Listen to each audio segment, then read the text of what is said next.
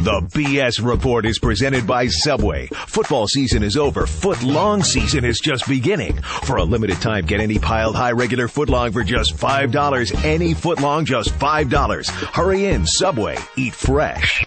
Eat fresh. The BS Report is a free-flowing conversation that occasionally touches on mature subjects. First of all, this is the BS Report with Bill Simmons. It might be cool, I don't know. And if it's not, I don't care. The BS Report with Bill Simmons. Bill Simmons works for ESPN. He's also named the sports guy, and he writes a comical sports column. He must be a popular dude. The BS Report. It's got a real dirty sound, like a rusty steak knife cutting through a well-aged steak. Now. Here's Bill Simmons. All right, it's podcast week here on the BS Report as I am frantically trying to finish my book. Thank you for your patience as the world tries to survive without my columns for at least this week. It's Oscar week, so we had to have our friend Chris Connelly. He's on the Mount Rushmore of podcast guests for us and also working the Oscars. So who better to come on than Chris Connelly? Chris, how you doing? I'm very well, Bill. Well, America is on pins and needles. We have to know. What are you going to wear on Sunday night? I think I'll go with a light kind of Azadina Laya frock. It's got very tight across the bodice. Nice. Really accentuates my curves. And I'll be wearing a pair of Spanx. You're not going to wear any Oscar de la Renta? No, I will be passing on the Oscar de la Renta. Too old school for me. Do you think that this is, from a buzz standpoint, the Mickey Rourke thing has pushed this Oscars to another level as well as Brangelina both being nominated? I think people are very excited about Mickey. I think the idea of any theater in Hollywood holding at one time both Mickey Rourke and Jerry Lewis really sets the needle into the red zone. Why is Jerry Lewis going to be there? Jerry Lewis is getting the Gene Herschel Humanitarian Award. Jerry Lewis is going to be honored with a standing ovation at the Oscars. Oh, my God. And people are going to be depressed by Jerry Lewis. People are never depressed by Jerry Lewis. He's not going to sing You'll Never Walk Alone. It'll be a big moment. It's the first time you'll be able to see Jerry Lewis on live television without Norm Crosby.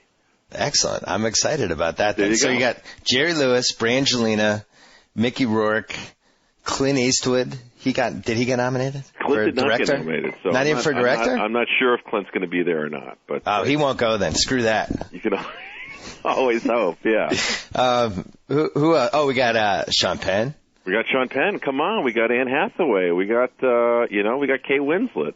Kate Winslet somehow only getting nominated once and not twice, which made no sense. Well, it made plenty of sense because they were both lead roles. Neither one was a supporting role, and you're not allowed to be nominated in the same category twice if you're an actor. You really think The Reader was a leading role and not a supporting role? I really think The Reader was a leading role?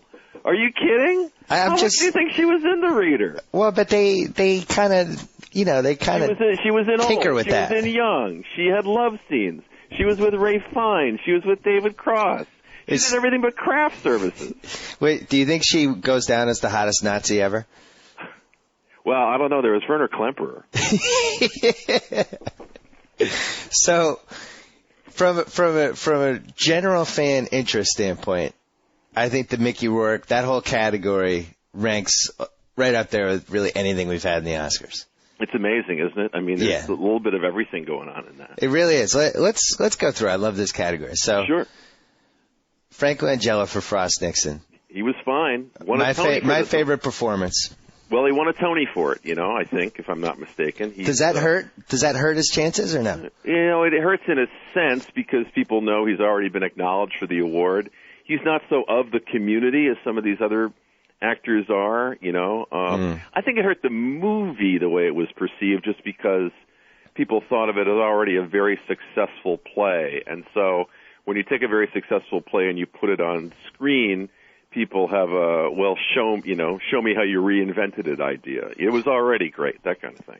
Does that hurt him more than the fact that he appeared as the Knicks owner in Eddie? With a cowboy hat on, playing a Southern guy? If you are not old enough to remember when Frank Langella was one serious sex symbol for his role as Dracula on Broadway. What do you mean I'm not old enough to remember? He was in the movie, wasn't he? You know, but like it was in the theater. It was on stage that Frank was like sizzlingly hot. That's actually what generated a lot of his press back then. You know, he would do "I Love New York" ads as Dracula. I remember. So, right. He's all the rage. So I don't think he's hurt, and I think his invention of Nixon as kind of a faded matinee idol is really fascinating. I agree. But he's not, but he's surrounded by a lot of other interesting performances, I guess is what you'd say. That was my favorite performance, but I fully expect him not to win. I think he fully expects not to win, but it'll have a great time. So Mickey Rourke, amazing, one-of-a-kind performance. He was better than the movie itself, there's no question. I do wonder, though, if you think of all the old farts in the Academy, how many of them are actually going to be down with that? I don't know that they have to be. I mean, I think there are places for their votes to go otherwise.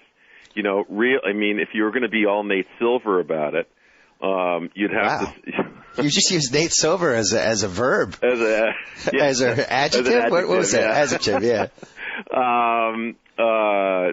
Then you'd have to say, how much can Mickey get from Sean Penn's traditional constituency? You know, the people you talk about, they have places they can go. They can go to Frank Langella. They can go to the old school performances, but Mickey has got to take enough of Sean to be able to win, you might say. So you're absolutely right. You know, Mickey's been. I like to say that that if Mickey wins the Oscar for this performance, it will be the Academy's first lifetime lack of achievement award. like giving Vince Carter a lifetime MVP or something. Just for all the years he messed up, for all the opportunities he blew, for all the years that we thought he'd be a superstar, it didn't happen.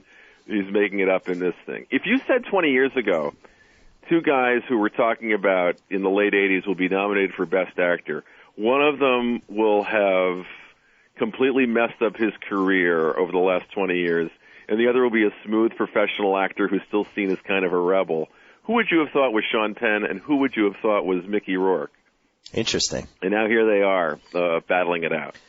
I gotta say, all of Mickey's problems that he had in the 80s and the early 90s, actually, it made him underrated, but now he might have become overrated because everybody talks about, what a lost career he had and all that. Like, I agree that he was a very good actor, a very good young actor.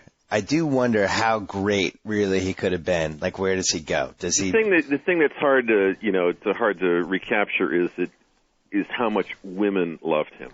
Women just thought he was the thing. Like, if you were covering Hollywood there, he was the one everyone wanted to know. Sean Penn, Tim Hutton, Tom Cruise, they were all popular, but it was Mickey who everybody really got into in a big way. And remember, he was in boys' movies. Like, his appeal made Diner cross over to women, Right. And so that's the lost thing, that kind of sizzle, the kind of, where 9.5 Weeks sort of became the apotheosis of his career. That's the lost thing, that kind of, that kind of appeal to women that's gone. Yeah, who else could have played that character in 9.5 Weeks, which was a terrible movie, by the way, but very well done, and he was good in it. Well, what would you say? You would say like Richard Gere, I guess. Richard Gere, because it's very much like the Richard Gere character in Internal Affairs. Yep. That could have been Mickey Rourke. So basically, Richard Gere's career would have basically been Mickey Rourke's career. Well, it's funny. Or they would have fought for roles. Have you seen American Gigolo recently? Yeah. I know it's a tough question to ask anybody. No, I like American Gigolo. If you ever watch American Gigolo, you ever notice how big the exercise equipment is in Yeah. You know why it's so big? It was designed for John Travolta. All the equipment in that movie was designed for John Travolta, and then he dropped out and Gere came in. So it's all like not quite Gere's size. Wow. I'm more stunned by the fact that John Travolta was almost American Gigolo. Well, he was hot off of Moment by Moment then. Wait, so he could have basically been American Gigolo, Saturday Night Fever guy, an Urban Cowboy, and then Grease guy in like a 4-year span. We haven't even mentioned the fact they wanted to do Godfather 3 with him at some point. What year was that? Early 80s, I think. That might be lost to history. Huh. Well, yeah, the Gere, I like the parallel thing between Gere and Rourke. I maintain that, I get the whole thing with women and Mickey Rourke and all that stuff, but I maintain that the whole mythology now that he was like this great lost actor of that generation. It's a pretty tough thing to say. You know, he reminds me of Michael Ray Richardson, where Michael Ray Richardson, basically his ceiling was a poor man's Magic Johnson. And he was great, and he resonated with the fans there, and he was immensely fun to watch, all that stuff. But ultimately, how good would Michael Ray Richardson have been? Well, but Probably I think borderline Hall of Famer. I would say your analogy is accurate in the sense that we loved Michael Ray Richardson for the fact that he had $70,000 worth of work done to a rented apartment. You know, that the seeds of his self-destruction were part of his appeal in the first place. Like, you kind of knew it wasn't going to end well. Right. And you also, I think, kind of, once 9.5 weeks kicked in, you kind of knew that was going to happen to Mickey. 9.5 weeks, Angel Heart, you know, going into the Carey Otis thing. You didn't need a roadmap to know where this story was ending. So maybe the self-destruction was part of the appeal. I think it made him more romantic. That's yeah, right. And I think he's cashing that check this year, yeah. So when he gets up on the stage, potentially, and I really don't think he's going to win. I think Sean Penn is going to win. But if he walks up on the stage to give an Oscar acceptance speech, yeah, where would you put that in the all-time pantheon of I have no idea what's going to happen right now in the history of the Oscars? I would say that whoever is doing, the censor better have a real trigger finger on the button. Yeah. I heard that he was, I heard that he was saying, like, his agent or his manager, that he owes it all to his agent or manager. And, frankly, I have a feeling Mickey probably owes it all to a couple of guys in Miami Beach you wouldn't want to see in an alley. That's true. So I think anything could happen. Well, he's also kind of secretly, quietly, a little bit falling apart. There's been some weird stories floating around about his behavior. Well, I'm sure they're taking very good care of him. Let's put it that way. It's did you hear about? It's a lot for a guy who hasn't been out lately to deal with. And the truth is, you'd have to say that there have been no punch-outs, there have been no trips to the emergency room. He's done all right. But the pressure of the Oscars, yes, it could snap him like a twig. And then, I think it was Us Weekly or one of those reputable magazines, but they had a thing about how he tried to make a move on the girl who played the daughter in his movie. And so there was some bitterness, and she was really upset about it after. And then Mickey basically disappeared from the party interview circuit for. Well, you don't really know what's going on there. Remember, this is Evan Rachel Wood we're talking about, who dated Marilyn Manson for a while. Right. If you can offend her, you've done something substantial. So anything's possible. So we got Mickey, we got Langella. Right. I love both of them. Sean Penn and Milk. And he was terrific. He was excellent. It's just great to see him play a role like that, where he's loose and fun and he's smiling, and you think of how close that movie came to getting made over 20 or 30 years, and how lucky it was that Sean Penn was ready to take that part, because I think he's terrific in it. Easiest role of the three, though? Easiest I think role? it is. Yeah. Think of the actor. Think of how dark his characters usually are. Think of how interior he gets.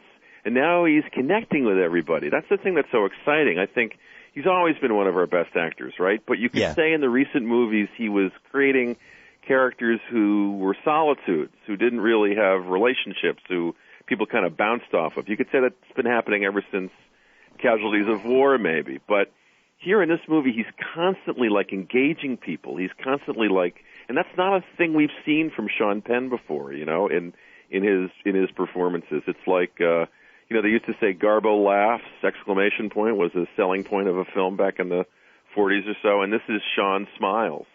And I think it's great to see. I think it's great to see him be charming in a movie. We haven't seen that in a good while.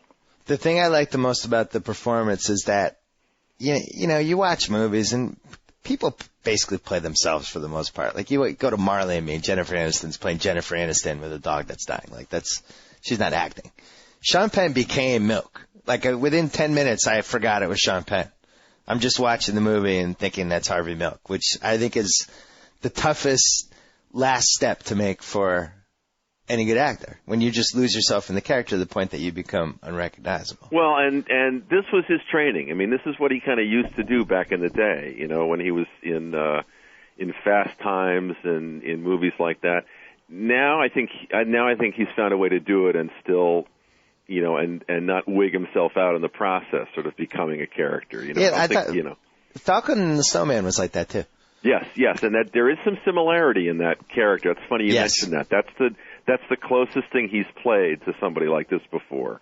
But just the easy charm, just the I just thought it was a great performance. I really enjoyed that movie. Yeah, and I actually thought he was overrated in Mystic River. He is Sean Penn with a Boston accent. I didn't feel like it was an acting performance on the level of the guy in Milk. There's some movies that are really influential in terms of films, like that whole Malibu generation, the Penns, the Estevezes, the Sheens.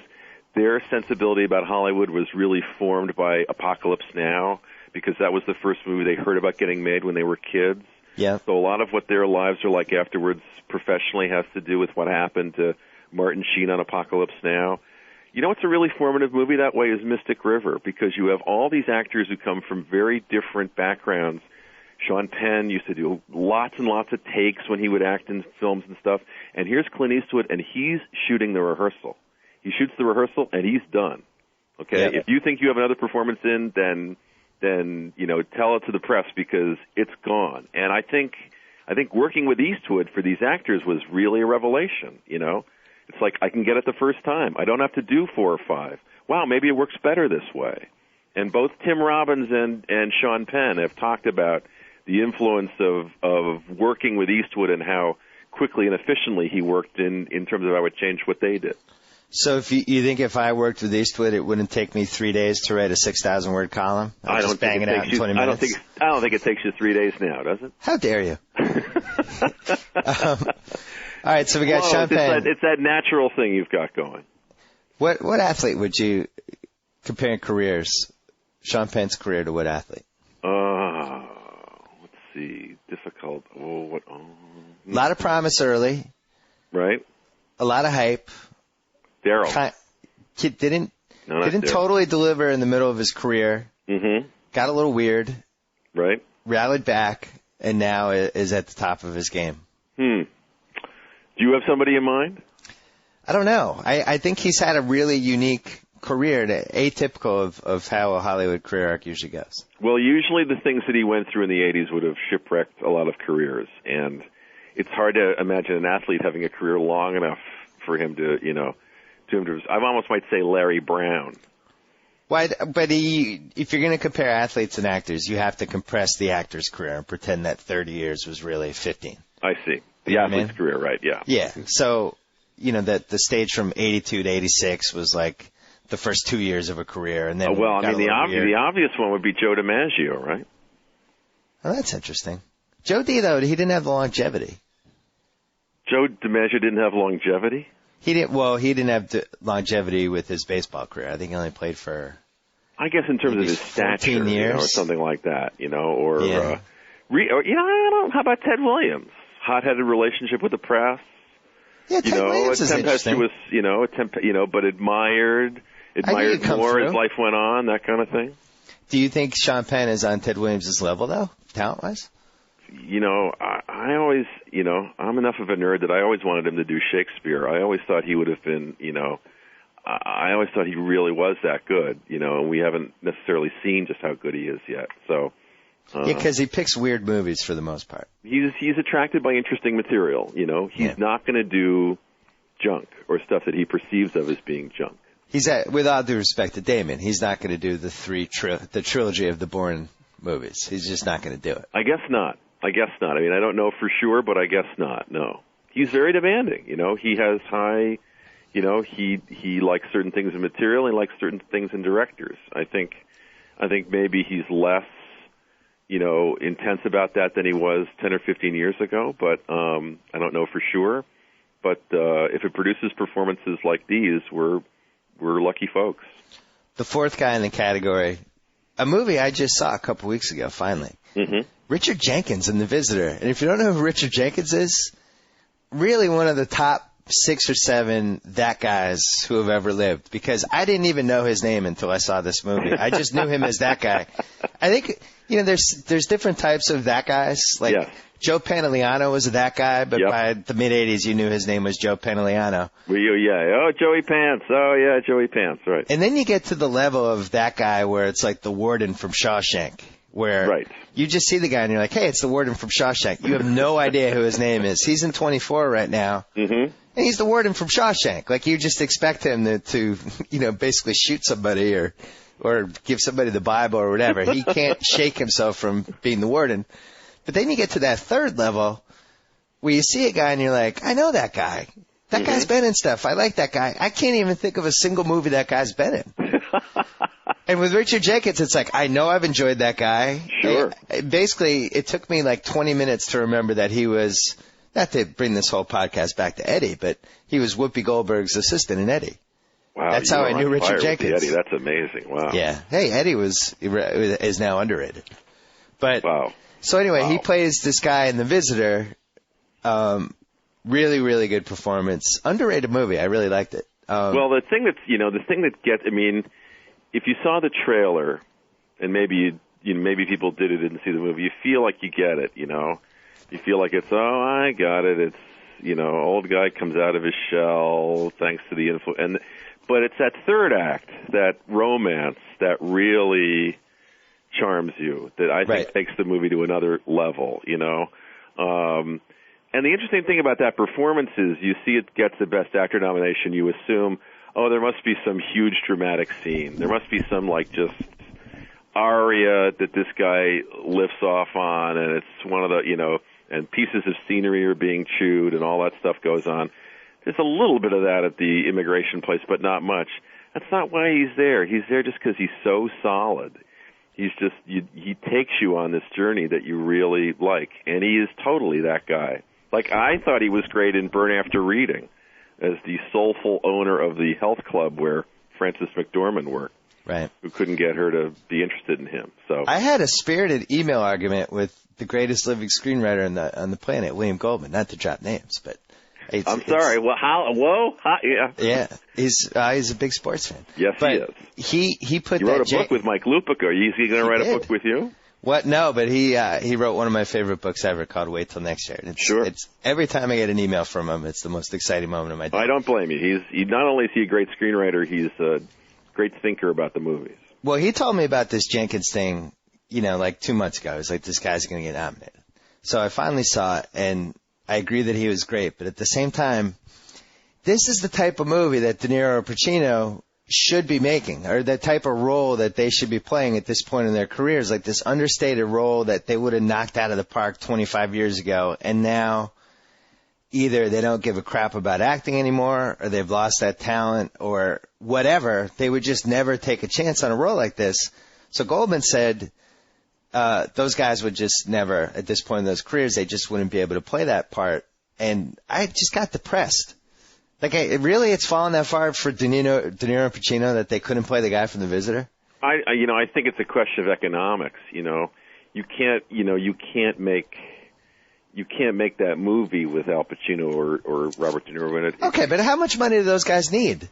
Well, here's a part that could get them an Oscar and give them like this last leg of their career that right now they don't have. Now, here's the other thing, though, you have to consider.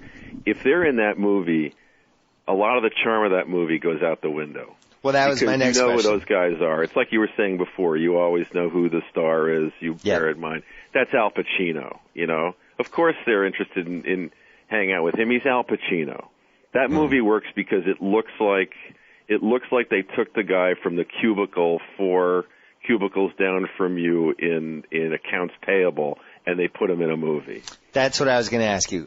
First of all, I think Pacino, there's no way at this point of his career, because he became the son of a woman guy 15 years ago, and that's just who he is. Okay, I'm not going to disagree with that. I don't think he can act as a subtle kind of, just capturing all the little nuances of a character anymore. He's just too over the top. It's gone. De Niro, on the other hand, I still feel like it's lurking inside there somewhere. I still feel like potentially, maybe, possibly, he could have played that part. What's the last role he played that's a little like that? Would you go back to Stanley and Iris, maybe, with Jane Fonda? I'd probably go back to Mad Dog and Glory. Okay. Remember that? Which wasn't a terrible movie, but he played kind of a nerdy guy afraid of conflict. But so much of these movies is about, like, how you root for these guys as they go in. And you see Richard Jenkins, and this movie, and everybody in the theater goes, we have to pull for this guy. Right. This guy needs everything we can do for him. And, well, that was my next question is, can you reach a point as an actor where you're just completely pigeonholed? I think what people would say is it takes a tremendous amount of work and effort to not be. You have to work really, really hard for that not to happen. It can be done, but it takes a lot of effort, and the tide of the industry pulls you away from it.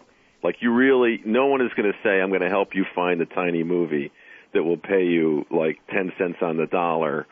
You have to swim against the tide of everything to pick that project and to create that kind of characterization for yourself. What you're really asking is for them to create the movie equivalent of the Bruce Springsteen career, where you go now over the last 10 or so years, where you go from the acoustic private, albums like Tom Joad or things like that to the big, halftime show type things. The bifurcated career like that. It's really hard as a movie actor to do it. It made me think how similar how similar acting is to playing basketball. In that sometimes there are roles that are right for certain people, and it doesn't mean that they were the best actor or that they had the most talent. Right. It was just the right person. And as you said, The Visitor works because Richard Jenkins is that guy. He could have been anybody, and you start rooting for him. Yep. And at this point, I have too much history with De Niro or Pacino to kind of make that leap with those guys. Now, you could use the same thing like with the Spurs. Kobe Bryant is a better player than Manu Ginobili. Manu Ginobili is better for the Spurs. Yep. I think Kobe screws them up. So, in a way, there's a lot of similarities. It's about how you relate to the other people in the movie, the history that you bring, what your goals are. Are you pigeonholed and playing a certain way? And the only thing that's different in terms of acting is you can do all those things that you talked about. You can play those roles. The thing you can't do is wipe from the audience's memory the 30 years they have of you playing characters. Right. You can't reach in and do that Men in Black thing and take that memory chip out. And so you have to confront that somehow. And that's really the story of Eastwood's career. I don't think you've seen Gran Torino, right? But that's what the Gran Torino performance is. The Gran Torino performance is based on the fact that you know what a Clint Eastwood performance is. And he's going to give it to you. And the rest of it doesn't matter. He's going to give you Clint Eastwood, and you're going to enjoy it. Did you think he should have been nominated? No. Pete, the reports are mixed. I think these are fine. I think these are 5 excellent candidates right here. Well, I like the first 4, and actually I think, historically, if you're looking at some of the greatest Best Actor categories ever, this is right up there, or at least for the last 25 years. I would say the top one that I can remember is the 3. Is it 1990? This is the one I always think of. Morgan Freeman for Driving Miss Daisy, Tom Cruise for Born on the 4th of July, Daniel Day-Lewis for My Left Foot. That, I think, is the most competitive Best Actor category of my experience. But this one's really strong. I'm going to go online as we're talking. But defend the Brad Pitt performance for me, because in my opinion, it is the Luke Wennington, the Luke Longley, Bill Wennington of the 96 Bulls. Maybe they should have been cloned. Maybe they should have been like a little factory of Luke Wennington. In my opinion, it is that of this Best Actor category. I just thought he wasn't very good. He did nothing for me. He played basically Brad Pitt with aging makeup on. I'm not sure what you would have had him do that's different from what he did. I think that was, and this was discussed a fair amount. I know you were not a big fan of Benjamin Button, if I recall correctly. What was the movie that you watched with the sports gal and you were so bored that you began acting out committing suicide during the course of the movie? Pretending to hang myself? Yeah, slitting your wrists and stuff. And she wrote about this. You didn't. Yeah, you're right. I can't remember, unfortunately. I thought that was a wonderful testament to your relationship. I love that image of you making her laugh in a boring movie. That's just. I think that's what every boy wants, is a woman who will laugh at him while while he's dying of boredom in a movie. And when you wrote about Benjamin Button that way, I thought, I bet Bill was doing that in that movie too. And then, I liked it more than you did, I think. But I don't know what else Brad was supposed to do. I think he was supposed to be acted upon as opposed to instigating the action. So, but did he act? Well, where was the acting? I think you believed the charming relationship with. Now I'm blanking on her name. Kate Blanchett. Yeah, I know the other one. Oh. This is the Oscar winner. I can't remember. You're online. Save our careers for us. I can't remember. Well, no, I'm busy looking at these Best Actor categories, and here is an amazing year. All right. 1982. Sure. Ben Kingsley wins for Gandhi. Yep. The third best performance of that year somehow wins. Peter O'Toole, my favorite year. The fifth best performance. Jack Lemmon in Missing. I actually don't even remember that one, but that was a pretty good movie. Dustin Hoffman and Tootsie doesn't win. Paul Newman in The Verdict doesn't win. That's amazing. You sure you have your years right? I'm looking at Wikipedia. Come on, how's Wikipedia ever been wrong? I think Dustin Hoffman wins for Tootsie. I think you have the wrong. I think you've modeled the years there. No, no. I think Dustin Hoffman won for Tootsie. He did not. Really? Ben Kingsley won. You sure about that? Really sure? You really? I am. All right. Okay. Now look at this. 1979. Dustin Hoffman wins for Kramer versus Kramer. That's probably what you're thinking of. No, Dustin Hoffman won twice, I think. But keep going. Didn't Dustin Hoffman win for... I'm looking. No. All right, 1979. Dustin Hoffman, Kramer versus Kramer. Jack Lemmon in The China Syndrome. That's a bad one. Okay. Al Pacino in Injustice for All. Roy Scheider and all that jazz. I'm not out of order. You're out of order. This whole trial is out of order. Roy Scheider and all that jazz. Now. Roy Scheider and all that jazz, and Peter Sellers and Being There. That's a power pack. Yes, it is. That's a good one. I mean, if anybody has never seen that Peter Sellers movie, unbelievable. Right. So I thought those were the two best years of my lifetime. Although this one amazed me. So I'm going to stand to be corrected. You're right. He did not win for Tootsie. He should have won for Tootsie. How about that? I love that we're both Googling things as we do this podcast. People are in their cars going, really? No research? Yeah, well, William Goldman or anybody who knows these things is watching. They've already thrown the computer against the wall. Yeah, they're done with us. Moved on to This American Life. This was an underrated one, though, and there were two terrible performances. I won't even mention them because Nigel Hawthorne and Paul Newman, that I don't know how they got nominated. But 1994. Tom Hanks wins for Forrest Gump. Yep. Morgan Freeman doesn't win for Shawshank. Right. John Travolta doesn't win for Pulp Fiction as Vincent Vega. Right. What's interesting about that, those were three of probably the most iconic performances of the last 20 years. Yes. When you just think of like what performances just jump out in your head, you think Red, you think Forrest, and you think Vincent Vega. I know, amazing combo. But, you know, the thing you have to remember is they did for those actors what they were supposed to do.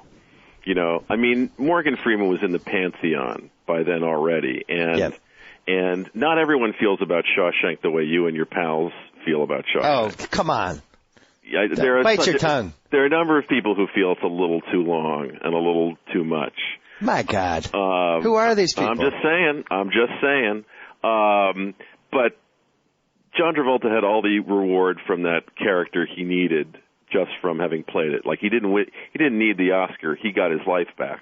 Right. You know, and so and he knew it and everybody knew it. And so the nomination was a way to acknowledge it. I think that would be the idea. But your point is well taken. That's three tall trees in that are still standing.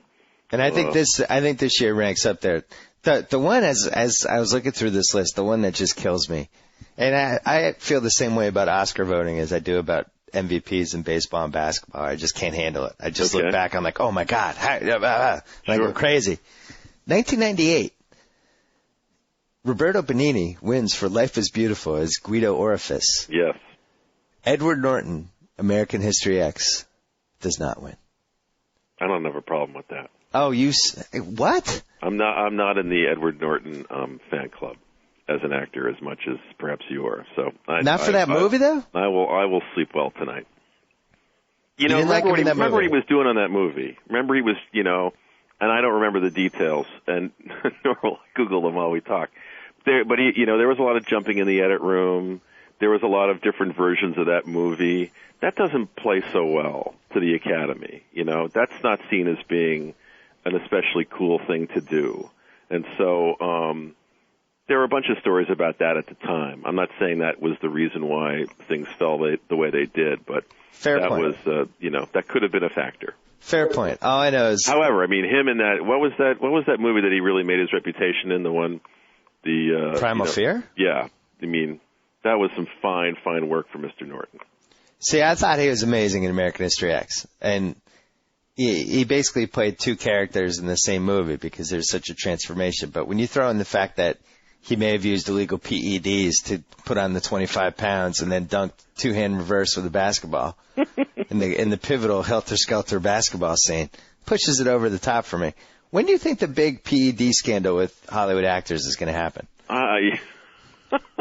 When do you think we have to go back? If I can't enjoy actors on performance-enhancing drugs, then we're all going to have to stop watching 1941. That's a good point. That's a good point. I think it'd be funny if there was a big scandal and everybody now worried about, how we remember these guys' histories because, Jake Gyllenhaal. You can come up with quite a list of movies that existed entirely because of performance-enhancing drugs. Oh, how about every action movie from the 80s? Or, it's like, I used to say you wouldn't be able to listen to a Rolling Stones album if you felt that way. But, yeah you could say the same things about movies. I feel like we have to talk about this, even though I really don't want to. And if you don't want to, just tell me. What do you feel about this whole PEDs, baseball players' legacy, like just the outrage that's going on right now? I think I think the one thing I'd like to hear more about is the psychology of the player who took them. I feel like envy and resentment more than the desire to achieve is the thing that made people take those things. It's like, not that I'm going to get better, but those three guys over there are taking them. I have to. I think that's what drives Olympic athletes to do all that stuff. The feeling that somebody else is doing it. The feeling that there's an inherent unfairness because lesser talents are doing better than they should because I have to do it just to keep up. Right. And so, you could make the argument that the funny thing about steroids that we refer to as cheating is usually referred to something that allows you to exert less effort and get the same result. And part of what steroids do is allow you to exert greater effort to get a greater result. Allow you to work out more, allow you to not have to, So I feel like we'll get a better snapshot of why this all happened when we get a better understanding of what the psychology of these guys was when they took it.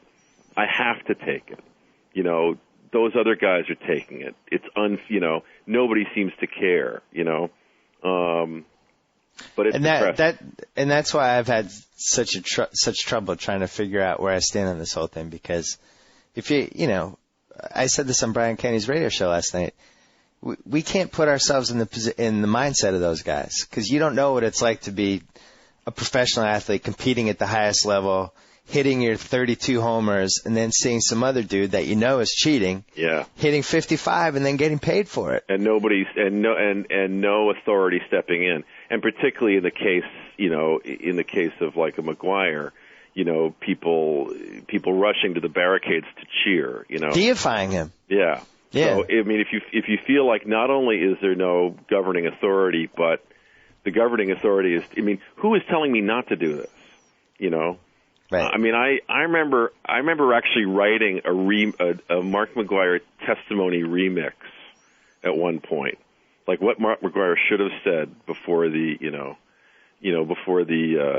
committee he testified for, and it was like, did I put things in my body? Did I put things in my body that that kids shouldn't do? There are a million things I do to my body that kids shouldn't do. I can't tell you enough things that I do to my body that kids shouldn't do. You know why I do it? Because everyone wants me to. Because the fans want me to, and my teammates want me to, and the team wants me to, and the league wants me to. I'm an entertainer. I'm paid to get out there and entertain. Of course I do things your kids shouldn't do. But you don't have time enough to hear all the things I do. You don't want to know about them. This sounds like a movie scene. What movie scene am I thinking of? Scarface?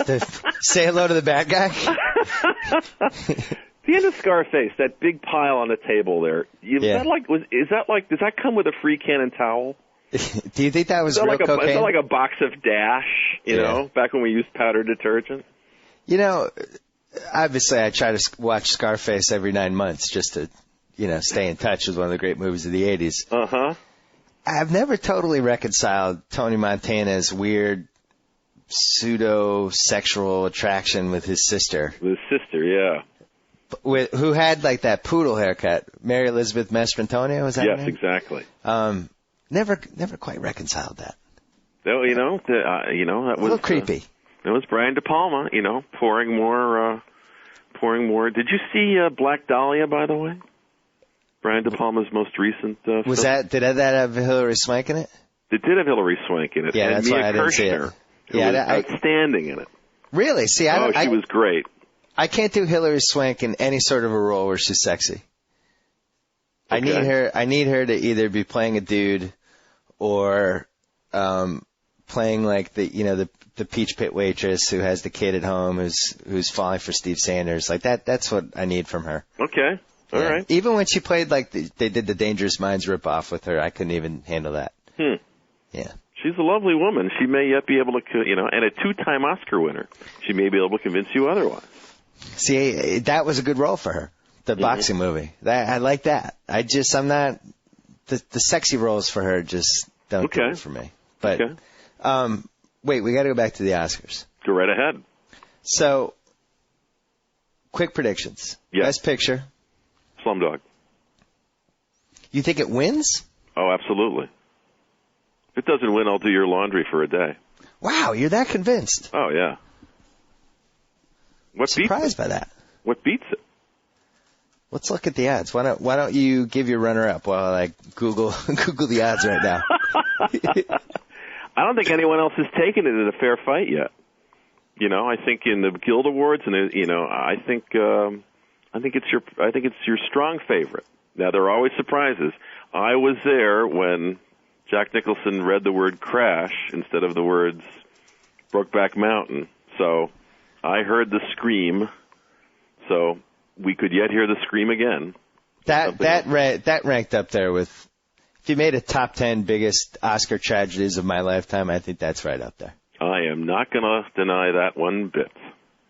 Brokeback Mountain was a great movie. Yes, it was. And will remain one, too. Yeah. And now I think it's gained a level of poignancy because of what happened to Heath Ledger. I think that's true also. There's something kind of off-putting about, other than the obvious reasons it's off-putting, but when you're flicking channels and you come across Brokeback and you see Heath Ledger and you just think like, man, what a waste. It's very strong. I mean, it's just very strong. It's just, those three were really good in it. So. Okay, so we have Slumdog Millionaire, courtesy of one of these illegal offshore betting. Slumdog Millionaire, over-under for total Oscars won. 4.5. Okay. What do you think? I'm going to tell you, I don't really, I don't really track the numbers that get won so much, but that seems like a pretty good number. Because you figure director, you figure picture, you figure perhaps cinematography. It's won that before. Maybe it gets a song nomination, but I will admit, I'm not so. I haven't parsed art direction and things like that to that degree. Slumdog is minus 300 to win the Oscar, which means you have to bet $300 to win 100. I think those are accurate odds to the degree that I understand odds. Amazingly, Benjamin Button is 3-1. Wow. What? If that wins Best Picture, I give up. It would be surprising. It wouldn't be unprecedented, but it would be surprising. Best Actor, the greatest category, at least in 15 years. Sean Penn, even. Right. Mickey Rourke, minus 150. Right. Which means you have to bet 150 to win 100. So he actually has the best odds. Langella's plus 700. Mm-hmm. Richard Jenkins plus 1,200. Brad Pitt plus 1,000. I'm putting it on Richard Jenkins. That's I'm pushing Richard. all the middle of the table on Richard Jenkins. They- I'm like Jim Fassel on Richard Jenkins. It's not inconceivable that he could win, though, right? It's not. It's never inconceivable. That's the crazy thing. It's not inconceivable. As crazy. The craziest thing that could happen this year, crazier things have happened before. Best actress, Kate Winslet. Kate Winslet. She gets it, I think. Very close with Streep. Minus 166. It's because Streep competes with one more actress than Winslet does. Well, you bet 166, you win 100 on Winslet. All right, then. Meryl Streep, 100 to win 350. Okay. So, and then Anne Hathaway, 100 to win 160. So she has the second best odds. Well, that's, I thought she was fantastic in that movie. That was one of my favorite movies of the year, Rachel Getting Married. I thought that was a terrific movie. I haven't seen it yet, but my wife went and said that she was fantastic. So since we're married, I'm going to go with her verdict on it. Angelina Jolie is plus 1,000. It's a good performance. Nah. But it's just not going to win. It didn't do much for me, and neither did that movie, to be honest. Wow. Heath Ledger, The Dark Knight, Best Supporting Actor. No, it's on the board, minus 2,000. So you bet $2,000 to win 100. Wow. Now, I might suggest maybe you parlay Heath Ledger with Sean Penn and Slumdog Millionaire. That might get you close to even odds. Yeah. I mean, the risk you're taking is with Sean there, because that's even Steven, that one. Best Supporting Actress. This is a total. I mean, people think they know who will win this, and this is the category that tends to produce more surprises than any other. Just ask Lauren Bacall or Vanessa Redgrave. Penelope Cruz, minus 175.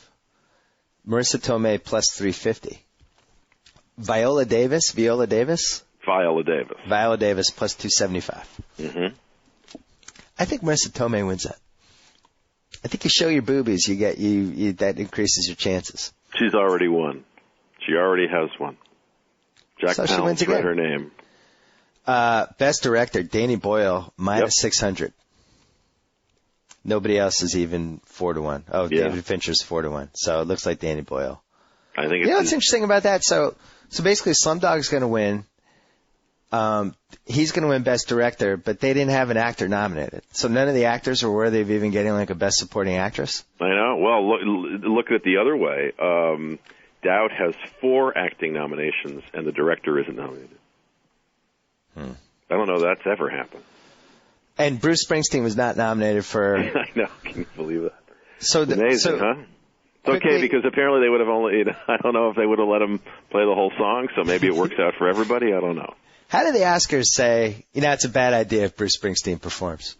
I would think they would have rigged that the same way David Stern rigged co-MVPs for Shaq and Kobe on Sunday. I can't hear what you're saying. Yeah. No, I don't know why it didn't get nominated, but it didn't. So. All right, maybe the movie came out late. Maybe it wasn't seen as I don't know. Or maybe the Academy doesn't like that kind of music. But, whether or not it got nominated, whether or not he would have performed are two different questions. But for whatever reason, it didn't get chosen, even though I think it's one of the highlights of that record. Your personal favorite movie of the year? Rachel Getting Married. It is so good on family. It's so, all these other movies do really big emotions, big things, big sweeping things happen to people. Rachel Getting Married really reminds you of like how families actually work. Under stress, in a big situation with a marriage, with a wedding about to go on and a wild card sister and stuff. But there's just so much in it that's smart about what it's actually like to be in a family and that I was really impressed with it. Jonathan Demme. Doing it again. He, in the all underrated discussion, is in the mix. Absolutely. If he wasn't such a nice guy, if he didn't have such a reputation for being a mensch, maybe people would give him more credit. But he's that, I gather, and he's still the guy responsible for the last movie to do the Holy Cross, as I like to call it. Best Picture, Best Director, Best Actor, Best Actress. The Holy Cross. I like that. The Holy Cross. I would have gone with the Four Corners. Okay, well. I'm going to go with the Holy Cross. Favorite performance? Favorite performance? Yeah. Male or female? Bill Irwin and Rachel Getting Married. Didn't get nominated. What did he play? Played the dad. I thought he was great. Most overrated performance? Oh, no. Oh, you got to interview these people. Most overrated performance? No, we're at like the 50-minute mark of the podcast. Nobody's listening at this point anyway. Most overrated performance? Probably something for Revolutionary Road. I didn't like that movie very much. Yeah, I didn't like it either. Maybe it's because I actually like my wife, but I have trouble with these marriage is awful and it's the root of all evil movies. You can't do Suburban Enemy like that after Desperate Housewives, after Mad Men, you know. Well, that's the thing. Mad Men explored that whole topic on a much better, more complex level. So then to see it condensed to 2 hours, I just wasn't. Right. With that said, I got Christina Hendricks to talk to me, by the way, on the red carpet. That was a big moment for me. Did you keep your eyes in contact with her eyes? I did. Of course I did. She was. Wow. I have terrible news. She's super nice also. I would have turned into like somebody that, you know, after you get the broken neck and you have that broken neck brace where you can't move your head. That's what my body posture would have been like, so I didn't look down. I'm staring at your eyes. I'm not looking down. I'm looking at you. She's very nice. You've heard my Basic Instinct idea, right? No. I guess I have. Who do you want in it? Or you want? By the way, I'm the only heterosexual male who saw Basic Instinct 2, by the way. No, I'd like to join you on that list. Although I didn't see it in the theater. Now I have two ideas. In the theater, that's right. The only heterosexual male in a theater who saw Basic Instinct 2. I did these ideas on Dave Damashek's podcast, so technically I'm not double dipping. But first of all, I'd offer $20 million for Basic Instinct 3. And I think the salary itself would become such a big deal in the community that it would create the buzz you want for the movie. And then by the time it actually comes out, maybe you don't even give totally the nude scene. But it's like that. Remember, what was Heaven's Prisoners with Terry Hatcher? Heaven's Prisoners. That's or Halle Berry. Delano movie. Or where the reels of film were left out in the rain by mistake. I remember. Yeah. Or Halle Berry and Swordfish. Yeah. There have been movies that made money simply because people wanted to see the nude scene. Well, I can't speak to your concept for Basic Instinct 3 in terms of who the actress is, but here's the thing that I've always thought they should do if they did a Basic Instinct 3. You know how you make money on that movie? How? Pay-per-view. You never put it in the theaters. You just sell it pay-per-view like it's a Ultimate Fighting Championship or something. You know why? Because everyone wants to see it and nobody wants to see it with anybody. Like you don't want 10 guys around to watch, but you probably want to watch it, in the privacy of your own home. I take it back to senior year in college when Basic Instinct came out, and I had to sit in a theater with probably 27 other single guys. Awkward. Yeah, now I wouldn't have to do that. I'd just wait until. And you'd make all your money your first day. You'd make all your money back the first day. I like pay-per-view. It's kind of like what the American Pie franchise did, where they don't even put the movies in the theater anymore. They just go right to video and pay-per-view. So that's one idea for her. I think that would work. The other one, a little more controversial. It's a Hand That Rocks the Cradle type movie. All right.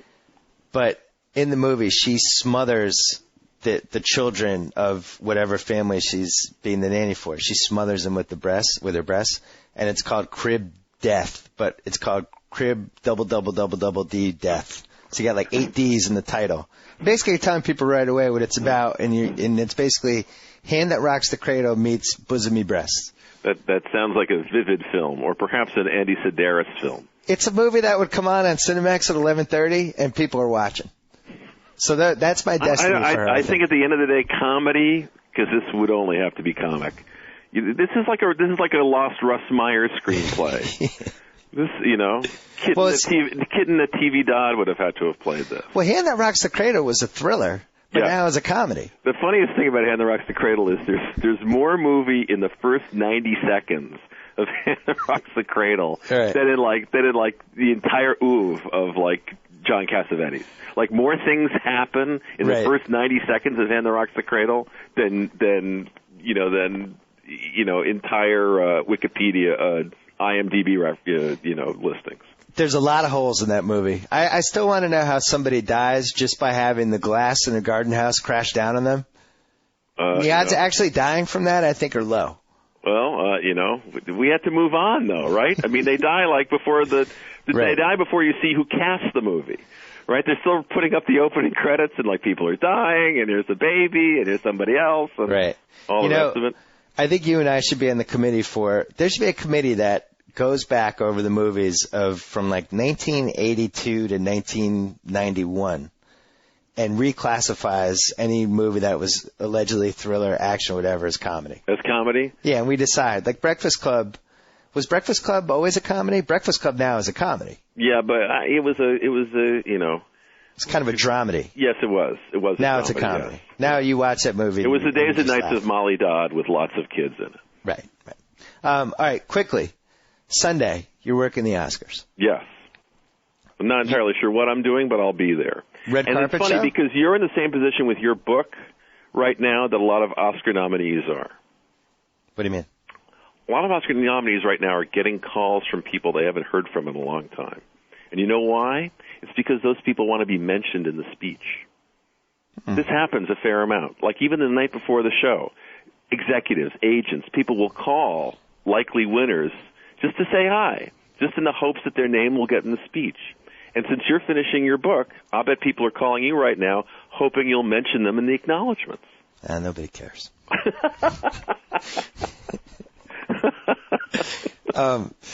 Wait a second. You brought up speeches. Yes. Explain to me the phenomenon of people who are professional actors and actresses who are trained professionals at channeling their emotions and expressing them exactly how they want to express them in front of large crews of people. Right. Who then win an award, get on stage, and act like they're in some sort of cheerleading competition or something, like a 16-year-old. What happens in that moment that makes them lose everything that their career is constructed on? What happens when trained athletes score touchdowns? What happens when guys score Stanley Cup winning goals? It's I think you flash back to when you were 6 or 7 or 8 and you imagine a moment like that, just like we imagine hitting the shot that wins the Bill Russell MVP award. But Jordan hit his famous last shot in the '98 finals. Jordan is, as we know, Jordan is the hard cases make bad law. Jordan's a unique individual. Okay. The rest of us lose it, and these are people who deal with in the realm of human emotion. So they're alive to emotions in their lives. They're not.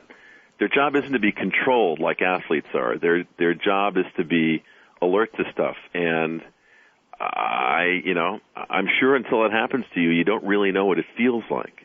I think it's like somebody coming down. Remember that old Globetrotter trick, where they'd throw the bucket and the bucket was filled with confetti, right? Yep. I think it's like having a bucket of happiness thrown at you.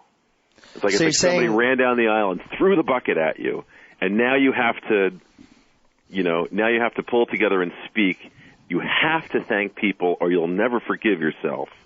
But all these other little, synapses are firing. And that's why we watch, is because these poised people lose it. And that's what's so great about it. So your comparison would be more like John Stockton hitting the shot in the '97 playoffs that sent the Jazz to the finals when we didn't even know he had emotion, and he's just jumping up and down like a 12-year-old. If only Kate Winslet wears pants that short on Sunday, we'll all be happy. Is there one person you want? What's your dream interview on Sunday, Mickey? Well, I think Mickey and Jerry Lewis together are going to, that's like cold fusion. I think if you put those two together, crazy, crazy stuff could happen. So you're going on Sunday. Like those old tapes you can buy, of Dean and Jerry talking. So your goal on Sunday is to somehow seize the moment if they are within maybe 20 feet of each other. Well, we'll see. I'm not sure what my assignment will be. I'm not sure I'll even have a microphone in my hand, but that's the thing I want to see. Wait, what do you mean? What else would you be doing? Fetching coffee? I might just be watching for highlights or things like that. So, but that's the thing that's going to be so interesting. It's what happens if those two get together? And also, if Kate Winslet wins, let's face it, Kate Winslet is a great actress. It'd be cool if she won. So, I'm kind of fascinated by the whole thing where she married the director, but she still talks about Leo's her best friend. her best friend is like one of the 5 best looking guys on the planet and richest and like the exact type of guy you wouldn't want your wife to be best friends with? If there's only one other person, well, it's a little comforting to know that your wife's best friend is dating the woman on the cover of the Sports Illustrated swimsuit issue. That might be fine, but if my wife was an actress and she became famous because of this movie she made with this guy who's now an icon, and she's like, yeah, Leo and I are going to do a press junket, and hey, where were you last night? Oh, Leo and I, we went down and got dinner, and then we watched a movie. We just crashed. But they didn't meet like the kids in Twilight, okay? They didn't meet in their little high school cafeteria with trays. I'm Kate. I'm Sam. What do you want to do? I want to be a director. I want to be an actress. Yeah. They met after she was Kate freaking Winslet. Okay. So he's, you better know what you better know what the drill is, I don't care. He's a man, and any man is jealous the entire time. Well, it's Kate Winslet. I couldn't blame him if he did. She's great. She's great on the carpet. She's great at these shows. She wears amazing dresses. She looks like a real person and not a stick figure. Right. I'm in the fan club. I am a fan club. I'm in the fan club as well because she is the type of person that is not going to dip below 100 pounds. She's true to herself. I did think she, maybe overdid it in Titanic a little bit from the, she may have been a little too big in that movie. But other than that, I think kids, she talked about, she's a woman. The sketches in that. Well, it's too nerdy. The sketches in that movie are based on the Nastasha Kinski pictures that were taken for Rolling Stone back in the day. Really? Yeah, if you match them up, you'll see they're very similar. I think it's interesting that if you looked at the mid-'90s, maybe like 97, 98, and again, this is where acting reminds me a little bit of sports, where you think, all right, Gwyneth Paltrow is going to be the superstar here. Yeah. Kate Winslet was the girl on Titanic. She's English, probably not going to make it. Not Gwyneth Paltrow. I don't know what happened to her. Like she's like a vegan. She's doing shows in the Travel Channel. She talks with a British accent. Yeah. I mean, what happened to her? Meanwhile, Kate Winslet now is the meal ticket. I know. Well, I mean, I remember interviewing Morgan Freeman when he was up for the Oscar for Driving Miss Daisy. Yeah. And he said, I said, you must really want to win this or some version. And they said, well, it can be bad for your career. It's like, because, your price goes up and you don't get the good roles and it changes the way people view you and stuff. So Kate Winslet might not have been able to have her career if she was Oscar-winning Kate Winslet. It messes with your choices a little bit. So maybe that's why. But the thing you talk about is so true, particularly in music. We've talked about it all the time. Can you imagine like 10 years ago, Lil Wayne is still a star, and Lauryn Hill hasn't put out a record? What kind of odds would you get for that 10 years ago? You just don't know what's going to happen to people when they get famous. No, that's so true. She went to college. She went to Columbia. Yeah. She was an Ivy League student, and something seems to have happened. It's like that snow globe you get with the fake Christmas setting where you can shake it and the snow comes down. That's basically what happens to people when they become famous. You can't, yeah. And it might end up where you shake it and everything's the same, or you might shake it and everything might be upside down. Well, remember the great George Clooney line about this. He was interviewed by Newsweek, and Newsweek, I think, said to him, or maybe it was Entertainment Weekly, Matt Damon says that that you stop maturing when you become famous. And Clooney had a forward answer. He said, that's true. Matt did. I remember that. Yeah, Clooney's handled it the best, and I think John Hamm is right up there. I'm proud of John Hamm. Yeah. He stayed pretty true to himself, but it seems, we've talked about this before, it seems like the later it happens, the better chance you have. And I do think that's true. I think even Harrison Ford happened late for him, right? Pretty much so. Clint Eastwood, same thing? Mm-hmm. Yeah. Eastwood transformed the way people thought about him, So well, when they have movieperspectives.com, the spinoff of Baseball Prospectus and Football Prospectus, and they break down like the actor VORP and some sort of age range thing, I bet it'll come out like it's better to be famous when you're later. I want to be the guy with the radar gun, pointing at young actors and actresses as they come by. All right, Chris Connelly, enjoy yourself on Sunday. Always a pleasure. Anything on ESPN coming up? Am I going to cry? Am I crying anytime soon? I think you can still see a little Project Healing Waters piece that we did with the talented producer Dan Arruda about veterans who are and active duty soldiers who were disabled or wounded in the wars in Iraq and Afghanistan, who are having fly fishing. Finding fly fishing helps them out. So that's a pretty neat piece, and I think you can still find it on our website. So cool. All right, we'll talk to you soon. Take care. So I get to sign off. Whoa. Thank you for downloading the BS Report with Bill Simmons. Too much fun. Check out more podcasts at the iTunes Music Store or at Pod Center at ESPNradio.com. Peace out.